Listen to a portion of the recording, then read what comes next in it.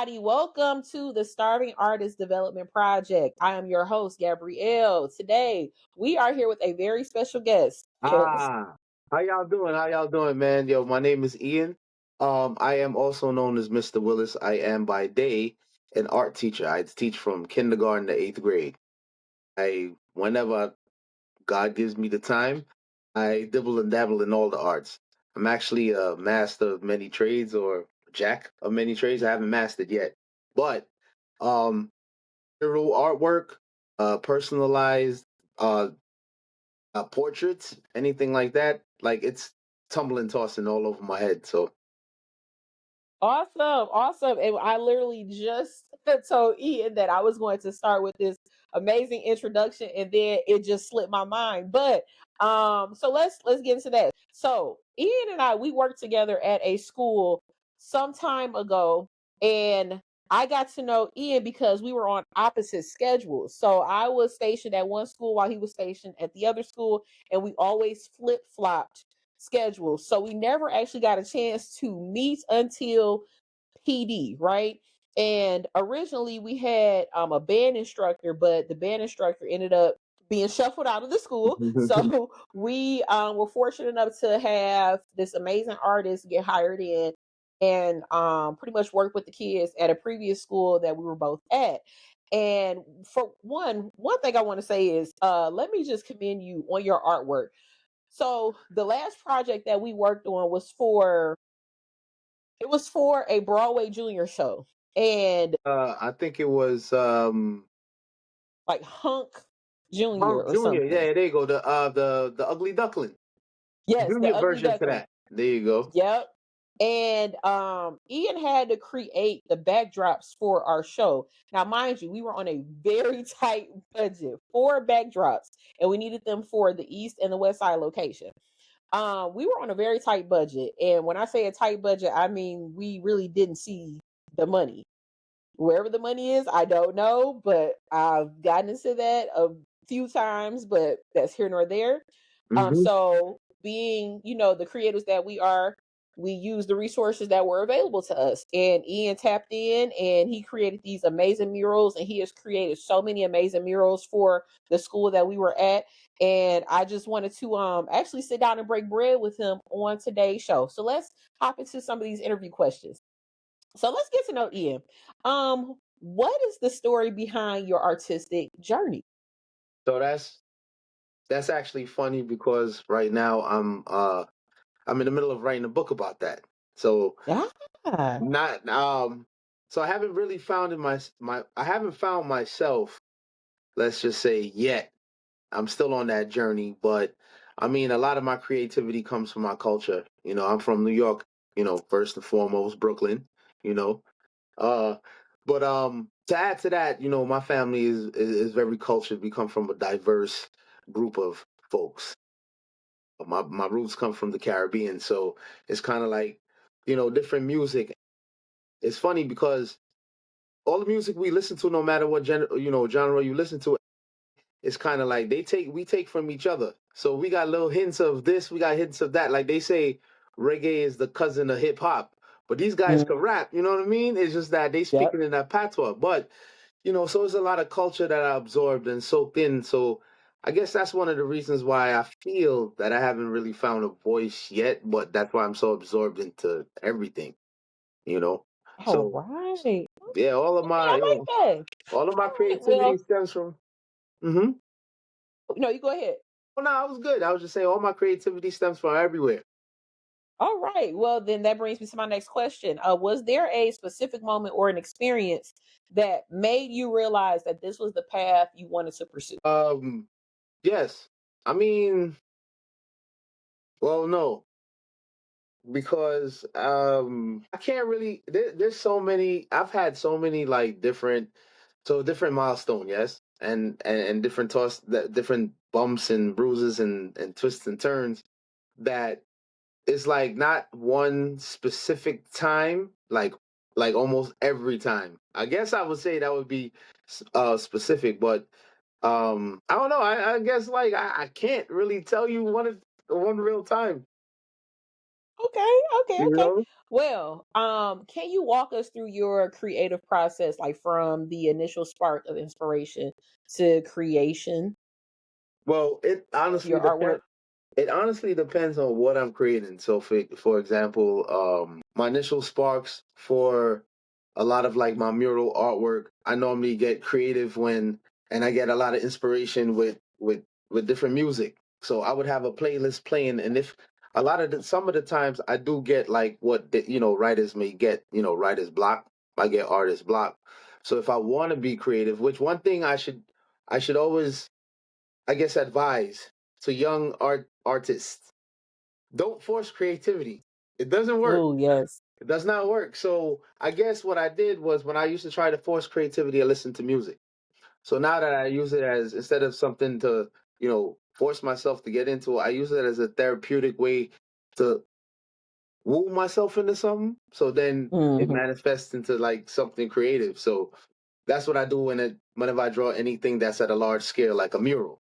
If I'm just Okay. sketching or anything like that, I mean, it's all around me. Like I said, creativity is all around me. So I draw from everything. I feel you. Listen, I was just telling my not my niece, but I did DPS dance day this year. This was like my 18th year. And this was actually when I made the announcement that I was retiring from dance. A lot of people thought I was joking. Um, but part of the reason was that I felt like I was forcing the creativity. And I'm going to be honest, I noticed when I started working in the school system, that's when I started to lose my spark as a Mm, choreographer and as a dancer because of the politics and the red tape. And for me, when I felt my creativity being forced, that's when my drive to be this dance expert or a guru, after working in, like, the dance field for 20 years, yep. dancing for 30 years, I could honestly say this was the year that made me want to officially walk away and be done with teaching dance, because I was forcing that creative spark and I was no longer feeling the spark to want to create anymore. And for any creative knows, when you have been in your element and you have done something for as long as you can remember, to lose that spark after 20 years is disheartening, right? Yep. So, So, okay, so if you want to put it in that perspective, because you remember I'm layers, right? Um, I honestly, me too. I felt drained, and then not only that, it was kind of like, where are we in at the hierarchy of, like, when I was in the school, and then like the respect, and the things that was always interfering, I thought blocked creativity. And then when I try to force it, then now it's like, what I'm saying? So then it kind of like, now I'm not gonna lie, I had a couple of students that did inspire me a lot. You know what I mean? But, you know, I guess just wanted to find my voice ultimately, and just pulling away from that, and then just, yeah. no, I understand. So, I want you to be honest. What part of the process do you love most about being an artist? And what part of the process are you like, I'm ready to throw the paintbrush? I am sick of this. I don't feel like being bothered with this. It is too much. You want me to keep it real? Yeah. All right, let's keep it real. This is Brooklyn real. You know what I mean? Okay. I love the fact that, what I'm saying, my head, you can't turn my head off. As much as I get annoyed sometimes, I'm like, yo, just turn it off for a second. But like, it's always freedom in my head. So when I want to, whether Mm. it's I want to paint it, or I want to illustrate it in some way or not, it's still free for me to think and to carry on. But what makes me, when we keeping it real, want to throw it away? Ain't no bread. There's no money. You know what I'm saying? There's no money. Nobody wants to pay. Or at least I should say, maybe there's no money in the avenues I've sought, but it's a lot of artists. I've noticed, it was so funny because I just ran into a lady, and she was asking me what kind of artwork that I do. She saw me with my smock on. I ran into some other store, not an art store, but irrelevant store. She goes, "Oh, are you an artist? Like, do you paint homes or do you paint paint?" I said, I said, no, I paint homes when I was a kid, but I'm an artist, muralist and things like that. She goes, oh, that's how you make money as an artist? You do big mural? It's like in that capsule, like, how do you make money as an artist? Mm. You know what I'm saying? That's always the question. So that is actually a very good question. And I don't know if you can answer that specifically, but I know for many artists there is a struggle. And this is pretty much what drew me to start the Starving Artist Development Project. Because one, there were issues in like minority communities where we didn't have access to certain resources, especially when it came to protecting our work. I mean, who has access to a lawyer, right? You have to be Absolutely. right. You have to be like affluent or have some type of money coming in, right? But obviously as a starving artist, you damn near broke all the time, right? And you're trying to figure out where your next gig is going to come from. And when I started researching and really diving into just the starving artistry, even for me specifically as an artist, there have been times where being a dance teacher, you start out just making up dances for your talent show, in elementary school, and then you realize, oh wow, this is something I really want to do. So then you say, okay, well, I'm gonna go teach in the studio, but you're not really making money. And then for me, I said, no, I really want to do this. So then I went to school for it. My major was dance at the Detroit School of the Arts. And then I was like, I really want to do this. And then I went to Wayne State, got my bachelor's of science in dance, ended up going in debt just to be a Yep. starving artist, not realizing the importance of locking down other revenue streams while you're also supporting your artistry. Like, what does that look like? So, something that I talked about.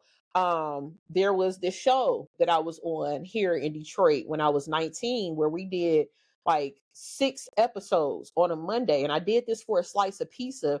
And I don't even remember signing a contract, but little did I know that whenever a show or a project that you're a part of re-airs, you're supposed to get compensation each time that project re-airs, right? But because I was too young and I was so hungry and I wanted to be, the next backup dancer for Sierra or Missy Elliott or Janet Jackson, I wasn't thinking about the long term. I wasn't The, thinking about the longevity, right? And financial setting aspect myself of up. it.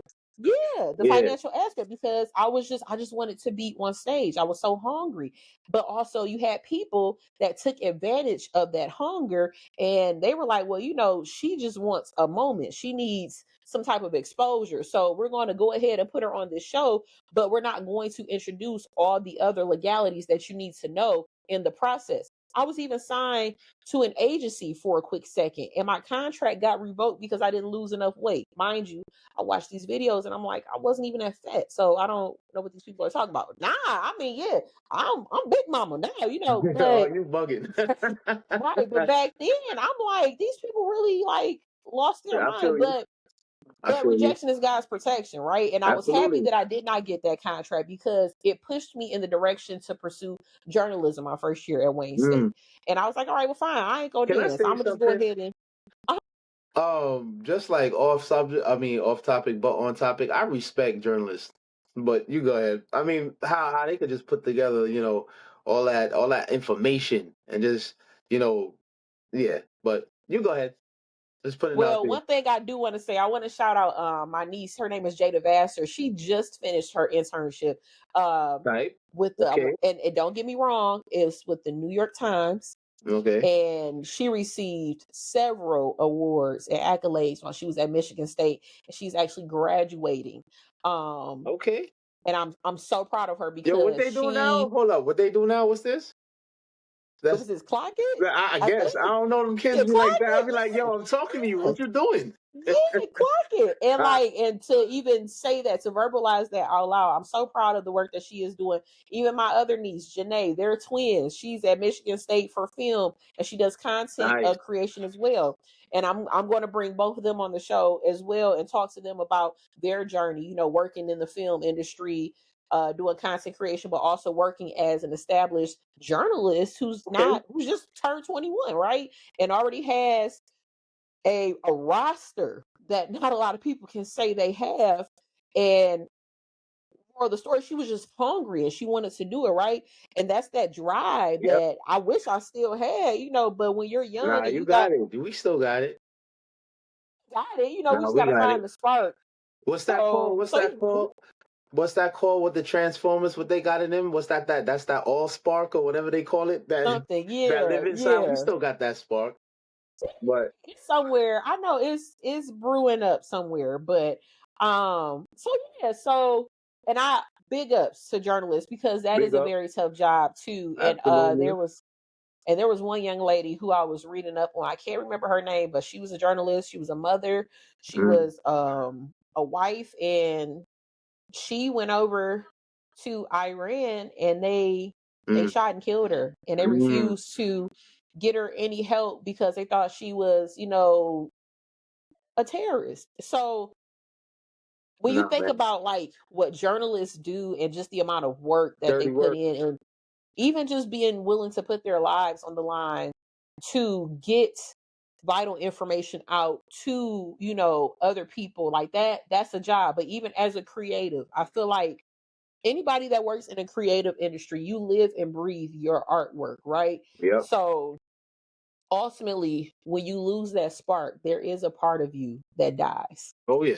And I was telling my husband about that not too long ago. I was like, I feel like Peter Pan when he finally realized he had to grow up and leave Never Never Land. When I finally decided that I was no longer teaching dance, right? And that's my own personal reasons why I said I'm going to just completely retired from teaching dance. But I know for me, the avenue that I am pursuing right now with the Starving Artist Development Project is something that I am still passionate about because ultimately I want to connect with other artists, whether it's a visual, performing, comedians, podcasters. I want to connect with everybody because Umbrella. everybody has a story, right?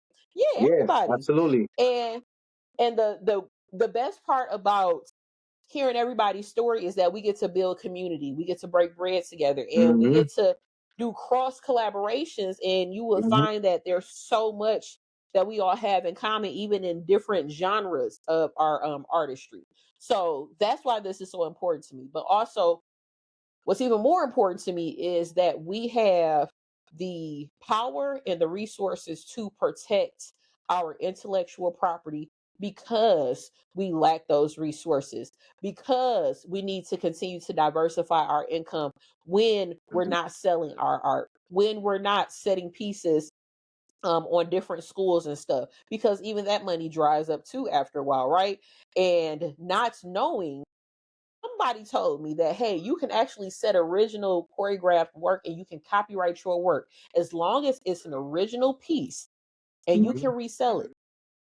Absolutely. Okay. Can resell it. So the main thing is not just about the branding of being an artist, but it's about how do we set ourselves up for success so we don't always have to be in our artistry. We can be in our artistry when we feel like creating, right? Instead of being burnt out because we have no choice but to create. Right. So that's what I'm working on. Okay. But Okay. I'm hearing you, let's sister. see. So of course you have a distinctive style and voice, but how would you describe what makes your art uniquely yours, and how has your artist identity evolved over the years?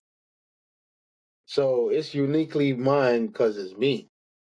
Mm. And like I can, I ramble a lot because I have a lot to say. One, two, I'm influenced by a lot. When it comes to creativity, I don't observe. I observe a lot. I don't absorb everything. So that's like. Ask me that again. You said the second person.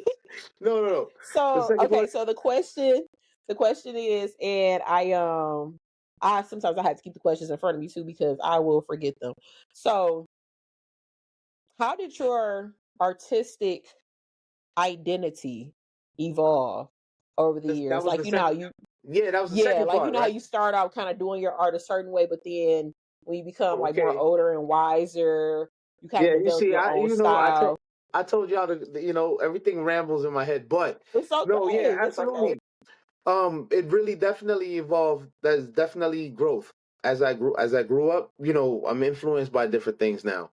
So, I have good things and bad things I'm influenced by. Certain things I chose to keep, to let go, certain things that I need to let go. So it's like all of that. And, life is like me growing is how I evolve. And like I said, everything around me, around that's around me affects my art. So, I mean, from when I used to live, for example, when I used to live in New York, there was a point when I was not happy. You know what I mean? And I used to live in the hood. But that didn't, my type of art is different from where I'm at right now. And I'm not living in the hood and I'm a little more happy. So sad there, atmosphere, feelings, all that stuff. Yeah. Yeah, So you're as I mature, my art matures.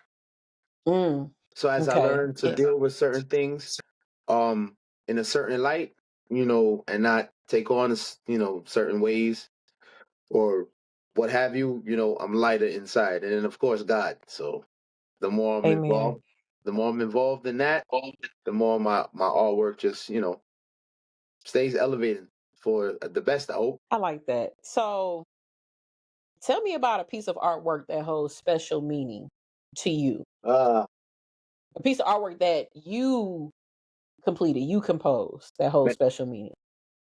I I kind of wish I kind of wish, man, I don't even have a copy, like a physical, tangible copy. I wish I had a way to show you. Um, but one, can I tell you two? So there's two.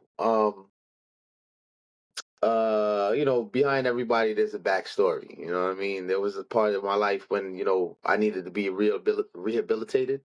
And when I came out of that and I kind of was starting to see me for me again, or not even again, because the new me was it wasn't even that was gone. The old me, I mean, so it was totally brand new. But what have you?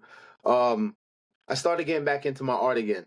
I started getting the spark flaring up, and I did a portrait of my mother-in-law, and then I did one of my dad. I did it for my mom. It was a it signified my father. And then I did a Okay. portrait of my wife's mom for her dad that was significant of the mom. But they both Okay. passed away. And Uh, it's significant because, a part of me wished that they would have seen me the way I was, you know, doing it than what they remember me as. So it kind of mhm. holds special, even though they wasn't here to see it. But, both sides took embraced that. Well, one thing I can say, it takes it takes a level of courage, right? To one, go through a rehabilitation process where you've gone through something in your life and you realize, like, I want to be better, not just for my family, but for myself. So, what do I have to do in order to be a better human being, a kinder human being to myself? So that way I can fulfill my God given and God driven purpose, right? So that's so important. That's really important. And first off, thank you for even being like vulnerable enough to share that with me and Absolutely. with, you Absolutely. know, the Yeah, no shame, audience, man. because for me, the thing is that I definitely respect, people's privacy. But one thing about being an artist that a lot of people forget a lot of the times is that we're usually the ones keeping other people laughing when really we're like going through our own kind of Oh yeah. trauma. But that's Oh the yeah. only way we can deal with our trauma, Yep. is to keep other people laughing and happy and engaged and stuff. Um, I think about the comedian Robin Williams Mm. and how he was this amazing actor, amazing comedian, but he was struggling with Mhm. his mental health once he got his diagnosis. I think it was about his dementia or whatever, right? And to go to like a place where he's just like, I just don't want to be here anymore, and that his artistry could no longer inspire him to continue to live, right? People have to think about how real that is, like, for a Mhm. lot of artists, and how Mhm. even in our art we may be creating for people, but in actuality we create sometimes in order to save ourselves. So And can I kind of touch on something on go that? ahead. Yeah. So, I'll be an open book, like, my let's just say my drug of choice was alcohol. And I remember inside when I was like I was just, you know, it was torture. But and I remember it's funny you say that because that's when the more I drank, the more I was like at the highest point, I was like, okay, I'm creative now. So I was painting and I was carrying on with the paint and brush. I was just, I was nasty with it, right? And I'm like, I'm gonna Yep. drink some more.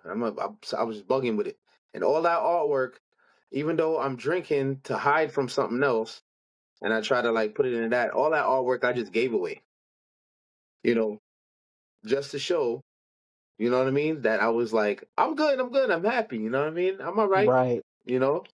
I just gave away work. Ooh. You say I just gave it away. I gave it away.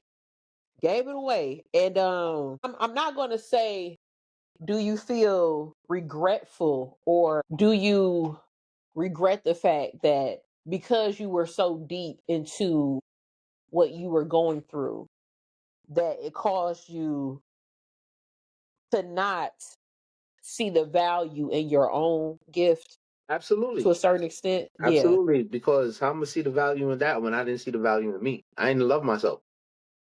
You know what I mean? I didn't, and it's wild Can I crazy get up and because turn around? Hold on. Can I get up and turn around? Ooh, ooh, ooh. nah, Come but on. it's kind of crazy. You know, a lot of people go through a lot, especially when they battle depression and then they're under a substance or what have you. Is like, I was lonely. I mean, I can only speak on me, but it was depressing, and yeah, I didn't love myself. I didn't, so how would I value a piece of art? I was like, man, you can have it for all I care. I mean, when I think about it again, I'll draw it again maybe, or I'll paint it again maybe. I was in the just like moment kind of thing, you know. And a lot of people, and I know a lot of artists that struggle with that. Sometimes they're at the creative peak when they're in their addiction, but get them out of that addiction or have them try to get out of the addiction, when they don't have their thing of choice, it's a scary place. I'm so glad you said that. This is my favorite album. Okay. You know why this is my favorite album? I love Supreme. Okay. Because John Coltrane, being this amazing Mhm. jazz artist as he was, he struggled with addiction, right? And when he was working with Miles Davis, even Miles Davis stopped working with him after a while because of his addiction. And A Love Supreme was his rehabilitation album. Okay. And when I say he fought hard to rehabilitate himself, and there was a Bible verse, Oh, I like where you're going. Psalms. Where is it? It's I want to say it's Psalms, right? It's Psalms something, and I know it's on the record. It's on my record player. But before I even knew the backstory, right? This was my meditation album. I couldn't explain why it was so meditative. I couldn't explain why I needed to start my day with this album, get my mind right when I was in this rut, whether it was creatively or just sonically. I was just in a rut. But not knowing that this was his awakening, this was his rehabilitation album. This was when he finally said, okay, I'm gonna stop doing these drugs and I'm gonna get my life together. And he battled with himself as an artist, right? And for a lot of artists, sometimes we do use substance abuse as a way to fuel creativity. And we don't talk about that a lot either. Yep. John Basquiat, Mm. you Well, know, I just did a lesson on him. and he was such a creative artist, and he died so young Mm-hmm. because he became Overdose. what, a device to his own masses. But can you talk to the audience and tell them who is John Basquiat and why is he so important to Black culture and just artistry in general? So Basquiat came around the time like the early '80s or whatnot when he linked up with Andy Warhol and them cats from Keith Haring, which is a favorite artist of mine. But Basquiat was like a lot of people don't know when they see another thing about artistry, like they see clothing and everything with this crown, that three-tier crown. And most people know what it is, and most people don't. But that's Basquiat's almost, let's say, logo. And that kind of like presented or signified like, I'm king. You know what I mean? I'm royal. And all of his artwork depict a lot of like, being shunned out, being black because of being black, being racist. I mean, I know he was half Spanish, he was half Puerto Rican, but at the same time, he was Haitian, half Haitian and Puerto Rican. He just, you already know, you seeing that brown, you seeing that brown. Right. So, I mean, so a lot of his artwork um showed a lot of like struggle, but still rising above that and still being fresh, being king. And a lot of his art style is that like loose gesture drawing, kind of like abstract figures. Because I believe he was when he was young, he did get into a car accident, so he was laid up with a. His mom gave him a Grey's Anatomy book. So a lot of his stuff is Okay. anatomy. So you see a lot of his work look like X-rays and such. And I like a lot of his chalk work over maybe paint, because that's actually kind of my style.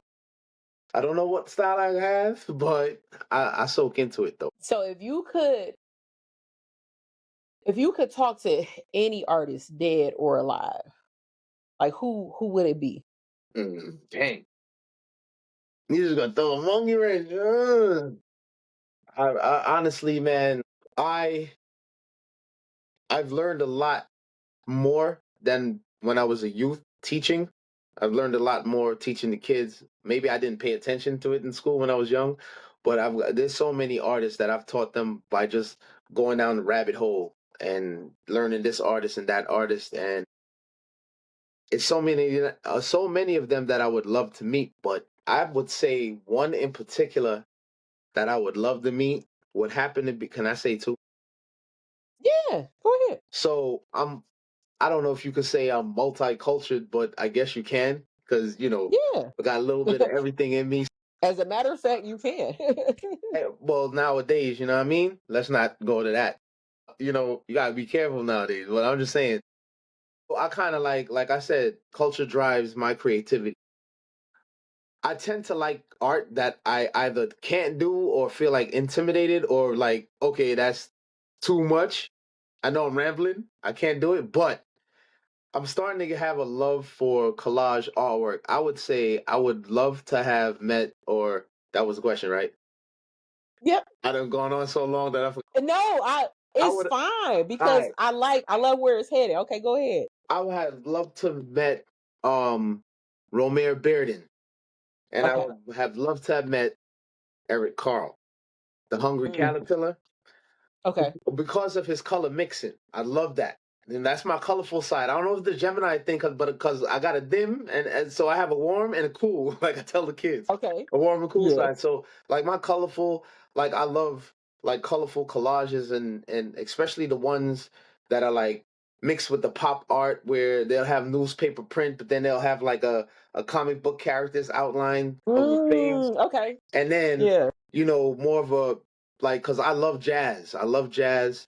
I love I love music because I can't play music, uh but I love the way Eric Carr, I mean, apologies, Romare Bearden, that was depicting Harlem around the Renaissance, and how it was kind of fresh because he was actually from North Carolina and then he went to school in New York. So it's kind of like that southern, that slave maybe background, trying to be political correct, that he Hmm. had, and then coming to like something that was like a nuance from like a new age type of slavery with all the drugs and everything that was going on in Harlem and all that nonsense. That was kind of cool. I mean, so yeah, I would love to have met them. So first off, just even the way you describe like your style of artistry and people you kind of model behind to a certain extent, but even though you've created your own style, like you realize, okay, this is my signature style. This is what I like to like go for and stuff. And it's funny that you say that because so far I've been editing a lot of my content, and I was worried that when I was editing my content, because if you, I don't know, if you're on Instagram and stuff, everybody's content looks the same. Okay. And I'm like, with an artist, you try to be original, you try to do something different. So can I share something with you? Apart from all the marbles that, spin around in my head, they do stay steady because of God. And I always, I have fellowship in the morning. I always turn my morning over to him before. So two more, I would say maybe 2 days ago. Yes. My while I was having fellowship and whatnot, what was taught to me to meditate on was, and how overthinking Mm, leads to, you know, holding yourself back from a blessing. You overthinking about how, you're gonna make the income, and God telling you go sell your product, you know what I mean? And then you overthinking, mine don't look good as theirs, but then you comparing, and then the Bible talk about comparing. We see what I mean? So I try to put all that together when I get my head into a space where it's like, okay, now here goes the human part of me where I have, by default, I start comparing like, nah, dang, dudes look better than mine, bro. Or then I'm like, I'm not doing it the right way that the people want to see, but supposed to be created for you. This is supposed to be showing you.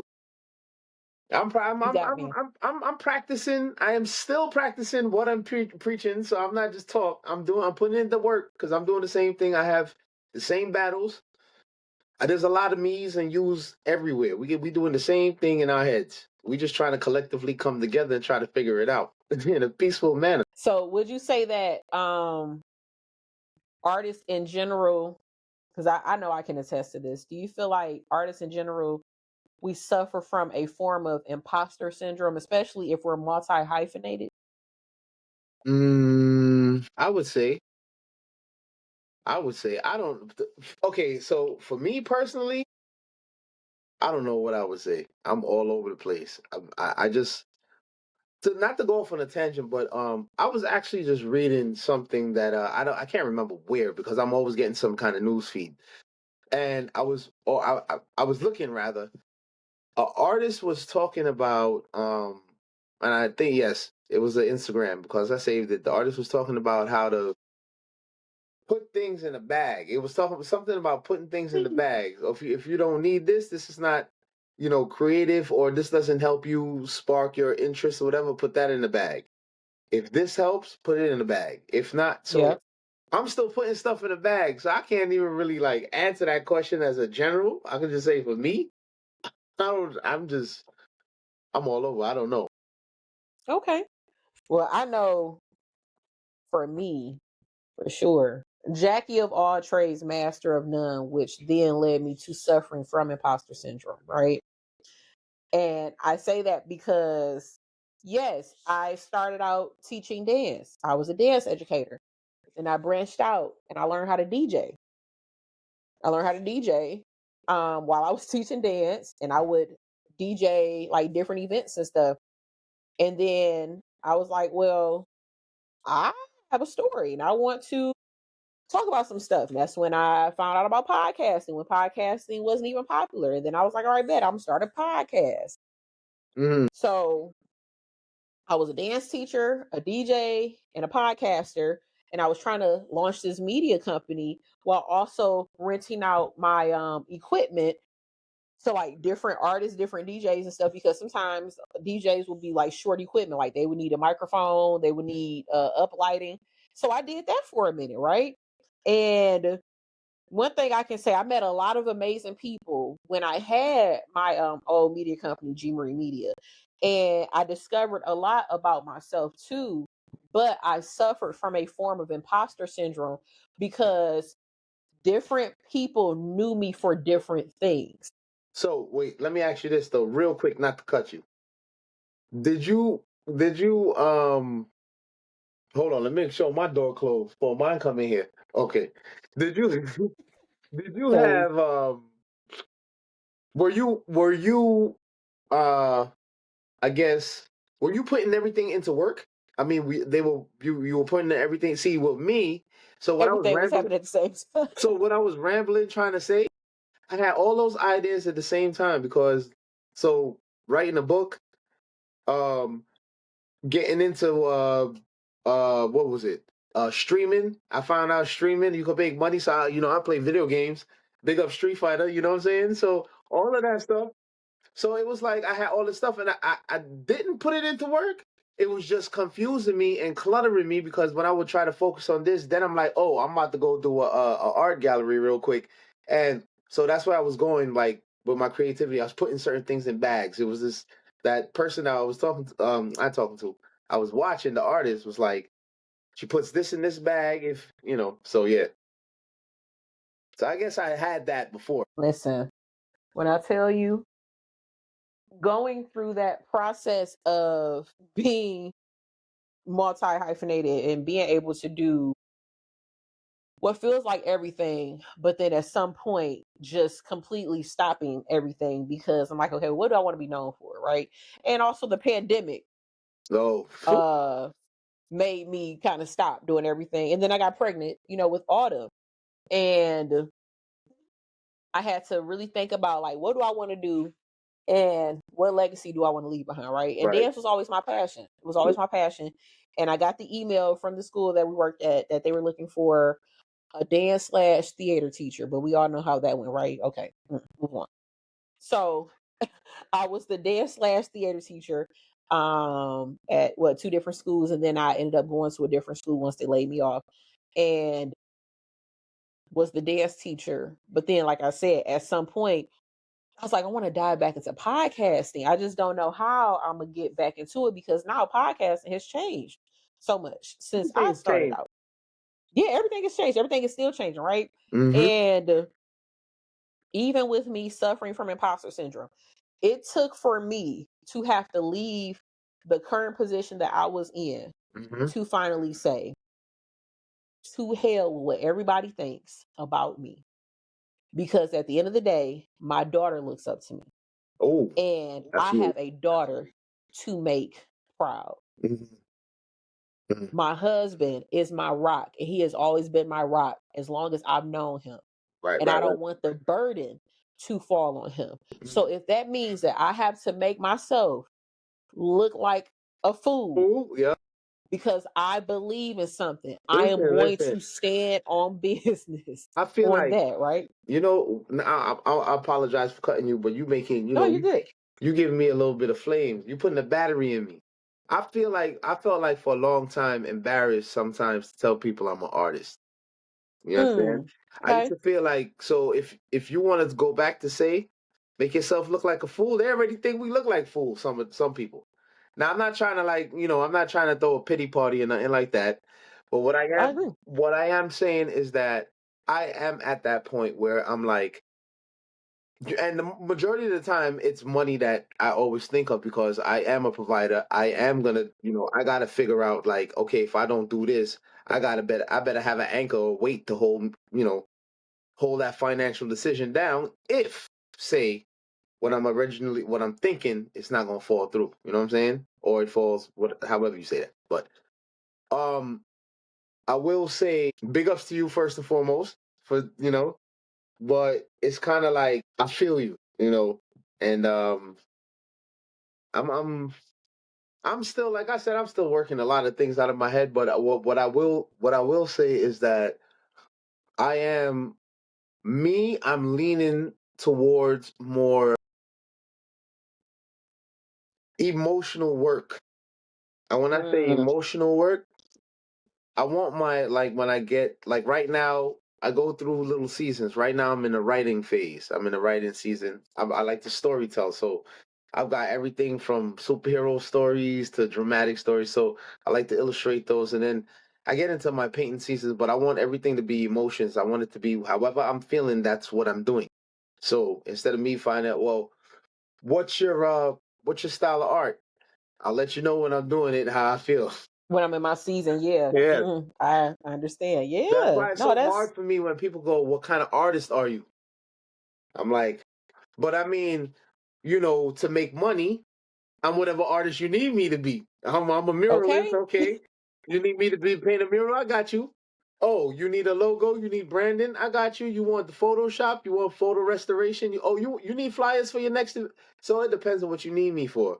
I'm all that and this some. So I feel you on that one. I like how you put that too, because when it comes to bringing in that money, and then especially you put it into perspective, it is different because you're the sole provider for your house, right? Meanwhile, my husband is the sole provider for his house, hold on, and don't my get it twisted. husband, I'm not the soul. I'm not the soul. Let's put that in but the atmosphere. I'm just saying. but the thing But is that no, but no, wait, not to cut you. As me as a man, as a male, I always, regardless of if she got it too, if we don't got it at the same right, time or not, I'm supposed to. I always feel like I need to have that back. I you got need to to go always get it have. right. Yeah, I'm supposed. yeah, I that's always try to have my plan C and B before my A. So. I understand. Yeah, and I'm saying that because Hmm. um my husband, he's an amazing baker, he's an amazing cook, Hmm. he's amazing with building things, with Hmm. an illustration. Like he has a whole bunch of just different drawings that are in storage. He just stopped drawing. He's amazing with photography, right? What he was telling me, he's like, as the man of the house, it is my sole responsibility to make sure that you and Autumn are good, right? So when I ask him, I'm like, what makes you happy? Like, what creative endeavor makes you happy? Have you thought about baking again? Have you thought about diving back into illustration? Like, have you thought about just taking that time to just do something for you? But his whole thing obviously is like, as long as I'm making money Hmm. and I got a secure job and I'm able to pay, our bills, Hmm. we're good. And I know what I want for him because he is such a creative person. And when I met him, he was creating. Hmm. I want him to be able to create freely as well, right? And, we could just be two artists creating together and just living La Vida Loca, all the Right. money coming in and stuff. But in reality, the part that does suck But that's sometimes about the being an artist. but that's kind of in a way a mindset I'm trying to like get out of, being Yeah. slave to the dollar sign. Yeah. So I will say that used to be one of the things that used to hold me down before I created a piece, or if I painted or did anything, like how much would I get for this? I never did it from the heart. When it came to money, making money off of Mm, it. Now I've created stuff that I just wanted to, like I said, the way I felt, I just wanted to do that. And it's for me. But when it came down to money, like me selling my things, I always thought, well, what's gonna make the money? Nah, this little mm, pop art piece ain't gonna come on. So it's that being a slave to the money, because at the end of the day, let's keep facts. We need the money to survive. yeah. That part. You know That's what I mean? true. That's true. That part. Oh my gosh. We have actually reached our time. And I had a feeling, I was like, we might have to do like a part two. Okay. So whenever you have some free time, All right. we're gonna have to do a part two, because I know when you and I, we sit down, we talk, we have these amazing conversations just about, being an artist. And then I'm so grateful that you have shared with me like your journey, your spiritual journey, and just, getting right and building a relationship with God. I know for me that is so important for me. I've been working on mine. Mm. Oh Well, Lord, I've been working on my relationship, he's right there. so Hey, that way. listen, he's right there Mhm. with you in every moment. Oh Turn yeah, over, turn over to the absolutely. side and talk to him. Be like, my man, we gotta talk. You know? Listen, all of my stuff is Yeah. on my shelf. You can't see it. I have two Bibles. I have one under my seat in the car. I have Mm, my study Bible over here with my highlighters and everything, right? mm, And I know for me, even just being a creative, being an artist, being everything, we are all created in God's image, right? mm-hmm, So whatever idea is given to us, ultimately it is given to us by God, and we just have to implement it. And you mentioned something earlier about, you know, overthinking and standing in your own way. And it's almost like, what, as they would say, it's almost a slap in the face to not implement these ideas that are given to you at 2 a.m. at night, that wakes you up literally out of your sleep. Oh yeah. And you're like, why am I still waking up Yep. at the same time every night, Yep. thinking about this idea? Like, what am I supposed to do with it? Or when we sit on our ideas and they're in notebooks. I mean, if you could see the notebooks that I've collected over the Hey, years. listen, you know when somebody Yeah. says, to you when you explain all that stuff as an artist, of course, uh, you know, dang, you could write a story about your life. Well, I got one coming out, literally. So I'm the Good. same And way. I'm I'm the excited. same way. Man, I'm the same way. So I get you, sister. I'm excited. I am so excited. Listen, I please keep me updated on your journey. I have sat on my manuscript for so long, to the point where I'm literally just going to start my entire manuscript over. Look, Because I feel like the story that I had in me then may be a different story now.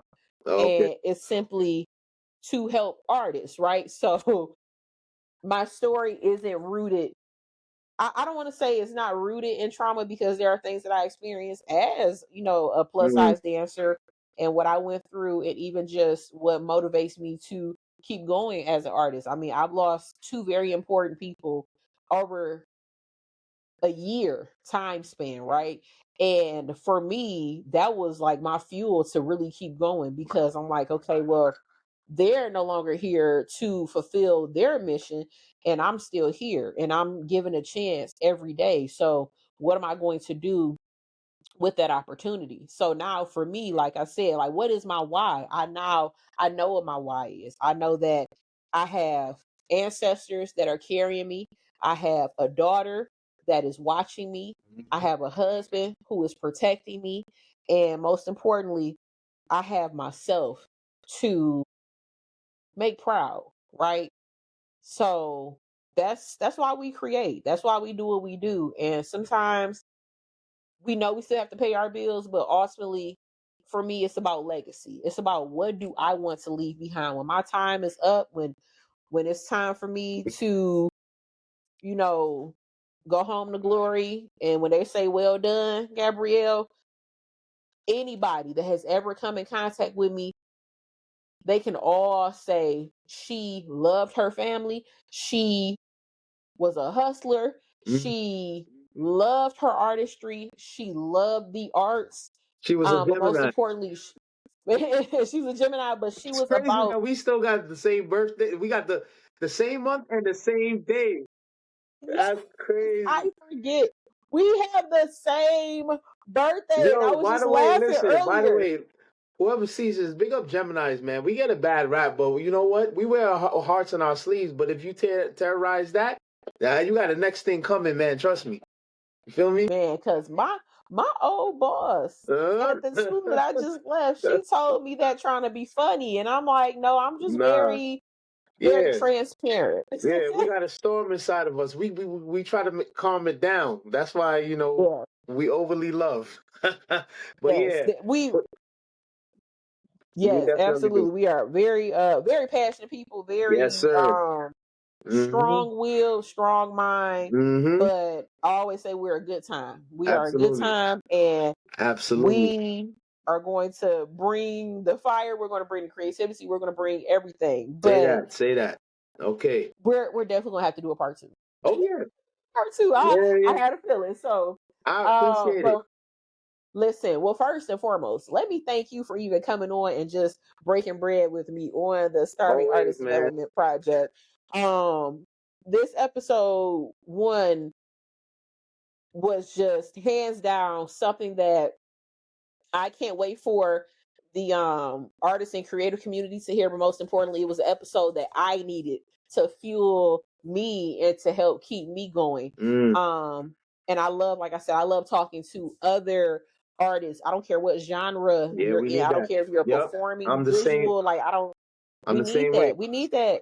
We really need that collaboration. We need that community. And I think with that community that will help us with our creativity, and that will also help us to keep going. But most importantly, we'll be able to collaborate on projects with other people that are Right. outside our field, right? Yeah, And create but some magic. we need that So energy. We feed off of one another. We absorb from one yes, another. We need that energy. we But sure do. listen, absolutely, anytime, anytime. Homies in the house. All right. Is there any social media handles that we can follow you on? Any Yeah. emails? So I'm just like I'm getting my branding together, and I'm breaking out of my shell as well. Like we sitting here rambling about. So you can follow me on Live Fly. A lot of people pronounce it as it's spelled, like live fly, but it's LivefI. Hold on, Livefli. Yes, Live Okay. Fly Creative. Under All right. you could also, I think it's under creative situations as well. But Okay. yeah, And that's this on is on Instagram, which platform? TikTok, Instagram. They all link. So Okay. I'm still, Awesome. like I said, I'm getting it. Everybody's like, yo, get on social media, man. How they gonna see you? So listen, I'm following everybody. Everybody's advice right now. So yeah, you can No, check me I out on get that. it. But it's some nice things coming. So we got to work. We got some work to do. All right. Well, again, it was definitely a treat having you on the show. Um Well, for one, you could follow the show on Yeah. Instagram at Starving Artist Development. So it is spelled exactly as it sounds. You can also follow us. I have a Facebook group. It's a Facebook community, the Starving Artist Development Joint. And at some point, once we start video podcasting, you can actually follow our page on YouTube, and we will also have the traditional podcast as well. So I will be sure to provide the links below. But again, thank you so much, Ian, for joining me on today's show. Yep. I Yep. look forward to a part two. Yep. Always a great time having a conversation with you, and I will talk to you soon. Peace and blessings, my sister. Peace.